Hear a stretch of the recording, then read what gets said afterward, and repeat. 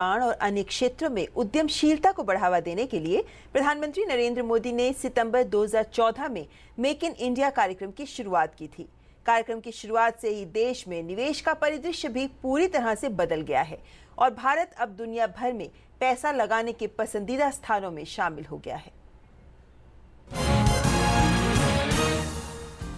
देश में नवाचार और निवेश को बढ़ावा देने, कौशल विकास को तेजी और उत्तम दर्जे के विनिर्माण इंफ्रास्ट्रक्चर के लिए सरकार का एक अहम और बड़ा कदम है मेक इन इंडिया।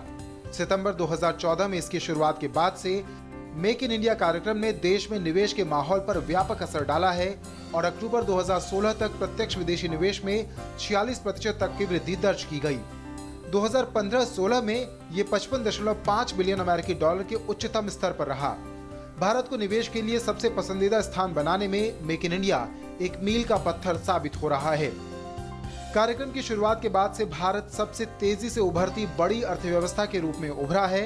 अंतर्राष्ट्रीय मुद्रा कोष के अनुसार इस तेजी की बदौलत भारत 2020 तक 7% से अधिक की विकास दर से आगे बढ़ सकता है। मेक इन इंडिया की बुनियाद इस सोच पर टिकी है कि उद्यमशीलता को बढ़ावा देने के लिए एक सबसे महत्वपूर्ण बात कारोबार करने की सुविधा है। कारोबारी माहौल को आसान बनाने के लिए कई इनिशिएटिव पहले ही शुरू किए जा चुके हैं। उद्योगों के विकास के लिए आधुनिक और सुविधाजनक बुनियादी ढांचे की उपलब्धता बेहद महत्वपूर्ण है। सरकार आधुनिक हाई स्पीड कम्युनिकेशन के साथ ही इंफ्रास्ट्रक्चर उपलब्ध कराने के लिए इंडस्ट्रियल कॉरिडोर्स और स्मार्ट सिटीज बनाने का इरादा रखती है। मेक इन इंडिया ने विनिर्माण, बुनियादी ढांचे और सेवा गतिविधियों में 25 क्षेत्रों की पहचान की है और इस बारे में इंटरैक्टिव वेब पोर्टल और ब्रोशर्स के माध्यम से विस्तृत सूचनाएं साझा की जा रही हैं।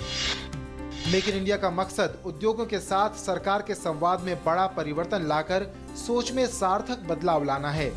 सरकार देश के आर्थिक विकास में उद्योगों के साथ साझेदार बनेगी। मेक इन इंडिया के भारत के उद्योगपतियों के साथ ही फॉरेन लीडर्स भी प्रशंसक हैं। इस ऐतिहासिक पहल में दुनिया भारत के साथ साझेदारी करने की इच्छुक है। निवेश की सीमा और नियंत्रण को आसान बनाने के साथ ही भारत के अहम क्षेत्र रक्षा, निर्माण और रेलवे अब वैश्विक साझेदारी के लिए खुल गए हैं।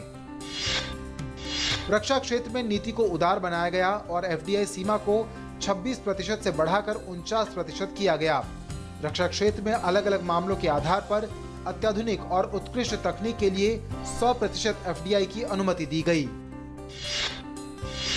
पिछले 2 वर्षों में सरकार के कई कदमों से देश में व्यापारिक माहौल में आमूलचूल परिवर्तन आया है।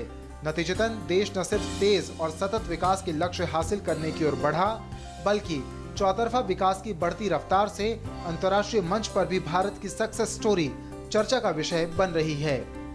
Bureau report, DD news.